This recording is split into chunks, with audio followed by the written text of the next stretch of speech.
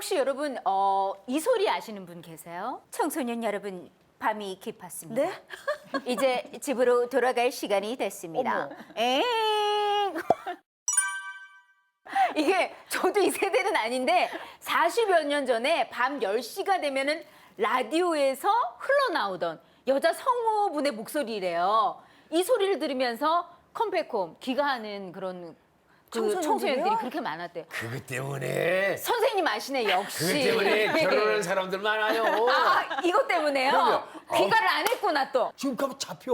아, 통금의 소리. 자, 들어가. 선생님 그렇게 결혼하신 건 아니시고.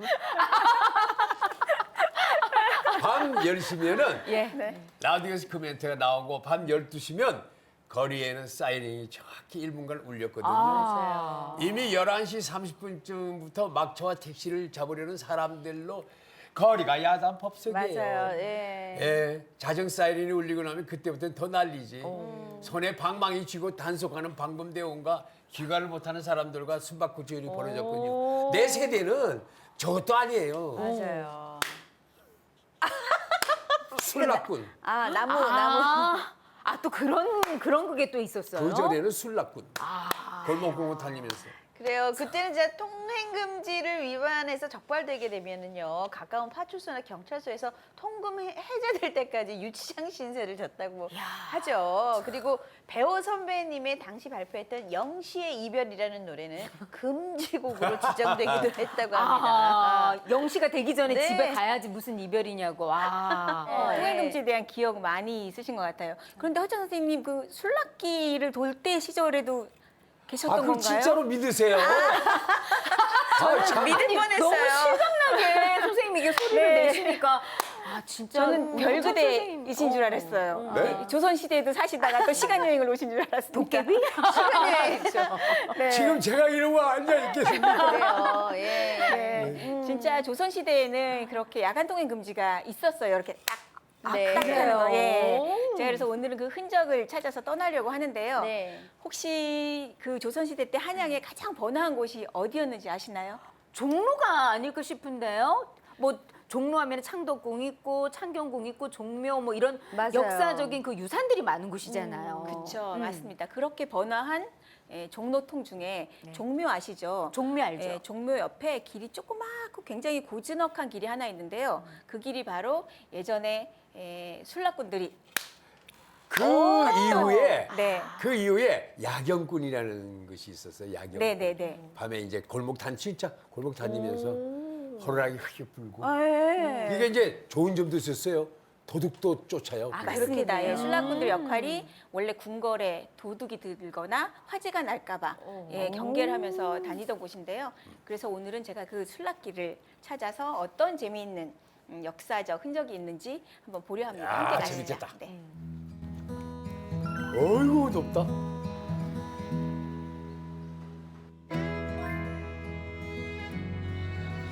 저 강아지 풀.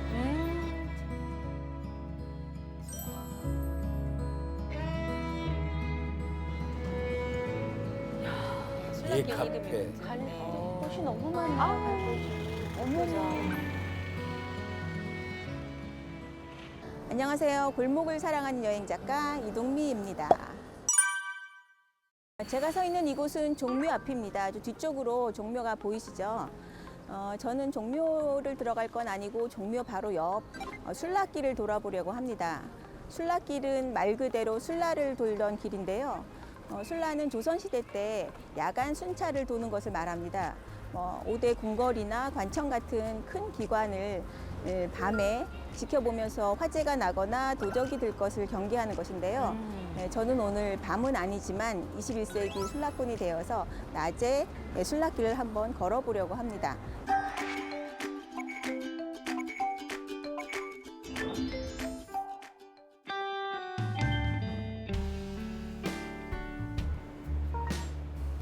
술락꾼들을 다스리는 곳이 순청이라고 있었어요. 좌순청, 우순청. 네. 한약의 기관들이 그렇게 많이 있었습니다. 네.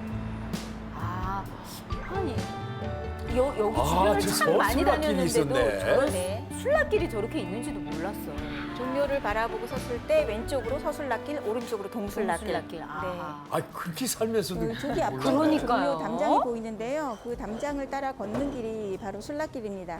그래서 제가 술락길을 보기 위해서 왔을 때 예전에는 이쪽에 공원 같은 곳에 어르신들이 모여 계셨고 한문을 이렇게 쭉 길게 쓰거나 달마도 그린 그림을 이렇게 펼쳐놓고 팔기도 하셨고요.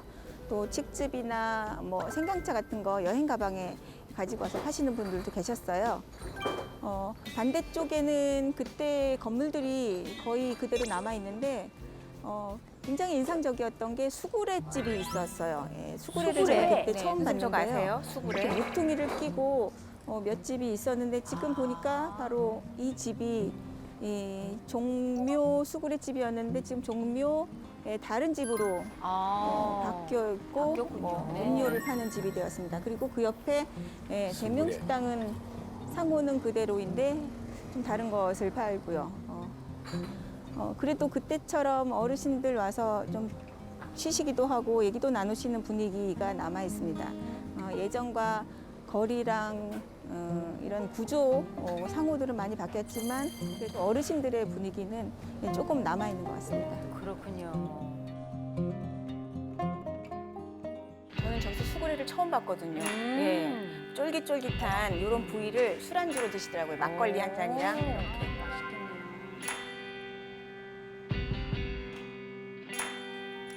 아, 고즈넉하고 이렇게 예쁜 그런 가게들이 많네요. 상점도 있고요. 네. 저는 지금 서술락길을 따라가고 있습니다. 이 오른쪽에는 높디 높은 왕실의 근엄이 느껴지는 그런 공간이고요. 반대편에는 서민들의 삶이 이 한눈에 대비되는 그런 곳입니다. 이렇게 서술락길의 종묘 돌담을 따라가다 보면 가끔씩 이런 한자를 볼 수 있는데요. 이런 각자는 보수가 이루어졌거나 아니면 해체해서 다시 조립한 이런 해를 기록한 것입니다. 정민년에 이쪽에 보수가 이루어졌다는 얘기죠. 그래서 이 길을 밤 10시부터 새벽 4시까지 술락꾼들이 순찰을 돌았는데요. 순찰을 돌 때는 나무로 만든 막대기 같은 것을 이렇게 부딪히면서 딱딱 소리가 나게 하면서 이제 걸었기 때문에 그걸 딱딱이라고 합니다. 통행이 안 되는 시간에 걷다가 뭐 보고가 되면 바로 그 다음 날 아침에 임금에게까지 알려질 정도로 이 길은 굉장히 관리를 엄격하게 했던 그런 길입니다. 그 딱딱이도 치고 요령이라고 해서 방울 같은 것도 흔들었다고 해요. 네, 소리. 우리 순찰 드니까 네, 네. 그 전에 다 가라 이렇게. 제대로 된 방법이 되겠네요. 네. 참 멋있다. 대각사.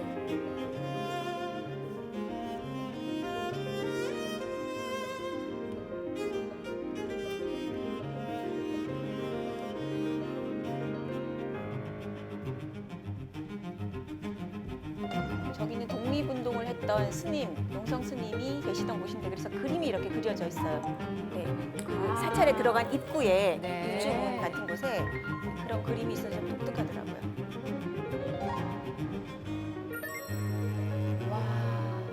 그쵸, 종로에 있습니다. 그러네요.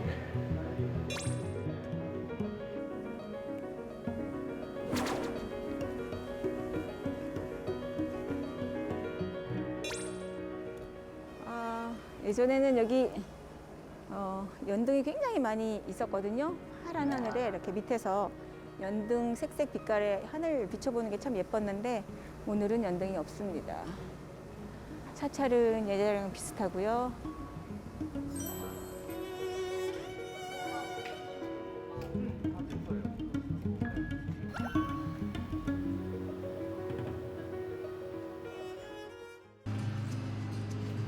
어디요?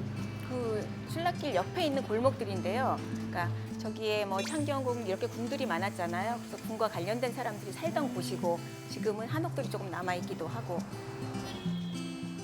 서울 같지 않은 서울 네. 아닙니다. 종로 바로 옆인데도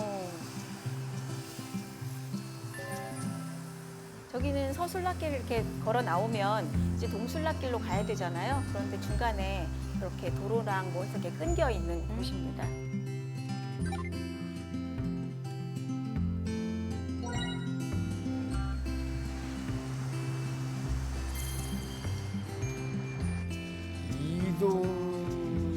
아니었으면 진짜 무식고 그렇죠. 그냥 서울에 살면서 그냥 지나치고 그러는 것 같아. 여기 또 어디야? 서술락길로 가다가 동술락길로 가야 되는데 막혀 있어서 지금 만들고 있는 터널, 도보 터널 같은 곳이에요. 그래서 저걸 지나야 동술락길로 연결이 되고요. 네, 예전에는 그냥 쭉 이어졌던 길이었죠. 지금 세월이 지나면서 네, 저렇게 바뀌었습니다. 저거 언젠가 또 영화에 한번 나오겠다. 네.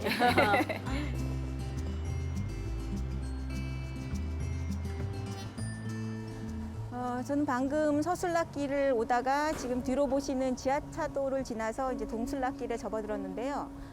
원래 이 종묘하고 창경궁은 이렇게 이어져 있었습니다. 그런데 일제강점기 때 도로를 정비한다는 명목으로 율곡로를 만들면서 끊어버렸죠.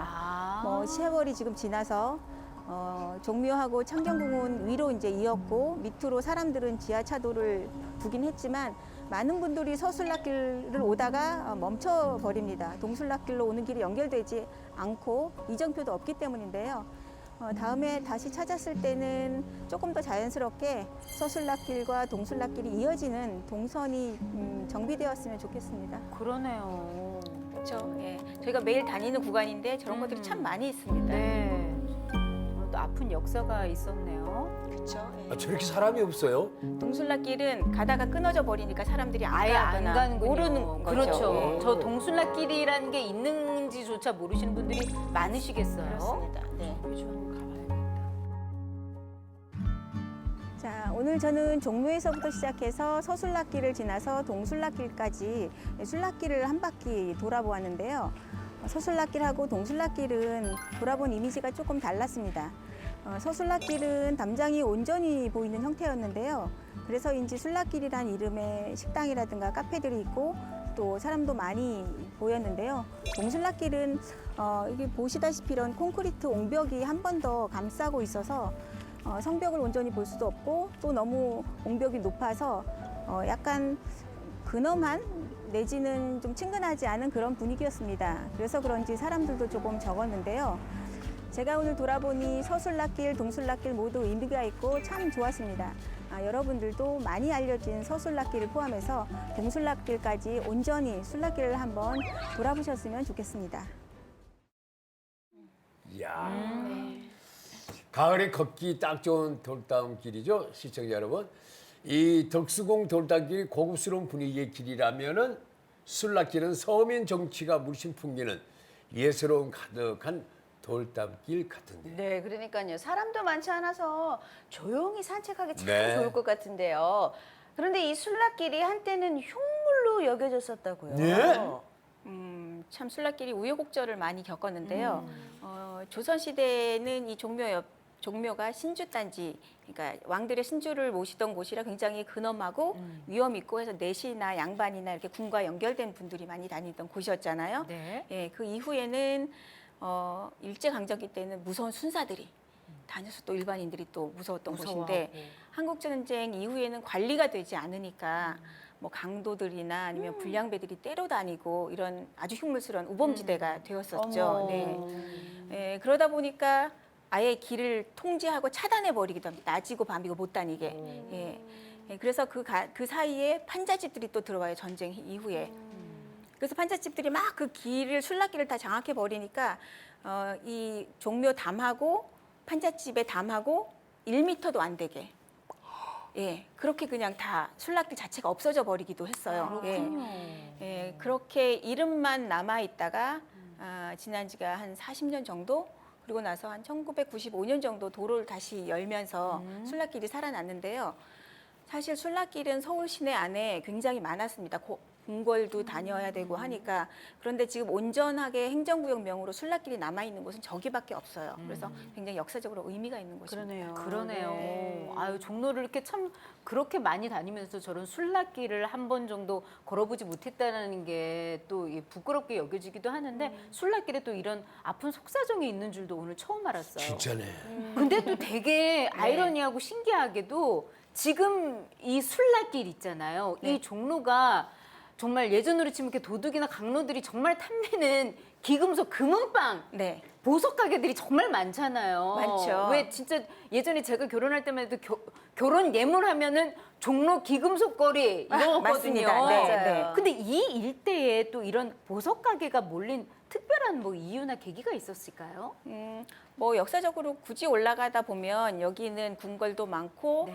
돈과 권력이 흐르던 곳이잖아요. 예, 당연히 많았겠죠. 그런데 시간이 지나면서 아까 그 술락길이 우여곡절을 겪듯이 그런 귀금속도 한때는 이제 이쪽에서 못 보다가 1936년 정도부터 다시 이제 그 맥을 찾아왔던 것 같아요.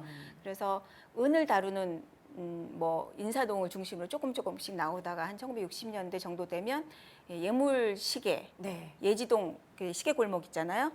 그리고 금광산이 유행을 하면서 금이 또 다루어지기 시작하고 1970년대쯤 되면 지금으로 말하는 종로 귀금속 거리가 형성이 되어서 저도 그렇고 제 친구들도 결혼하려고 하면 가서 예물 보고 시계 보고 또 주당거리라고 해서 또 지하에 맞아요. 한복 파는 곳, 그렇죠. 네, 많아요. 네, 쫙 다 돌았었거든요.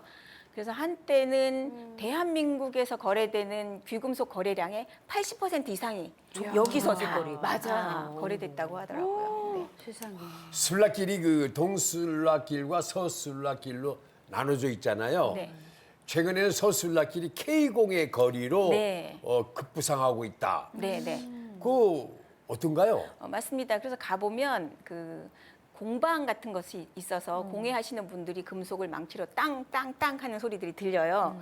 예전에는 그 술락길이 딱딱 하던 곳인데요.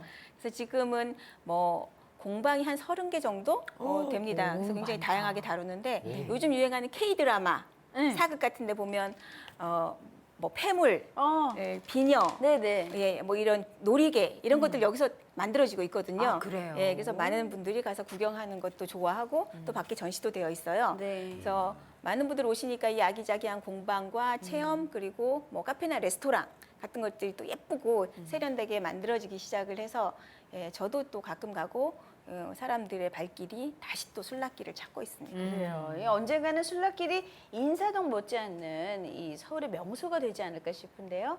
긴 역사와 다양한 매력을 자랑하는 술락길로 꼭 한번 떠나보시기 바랍니다.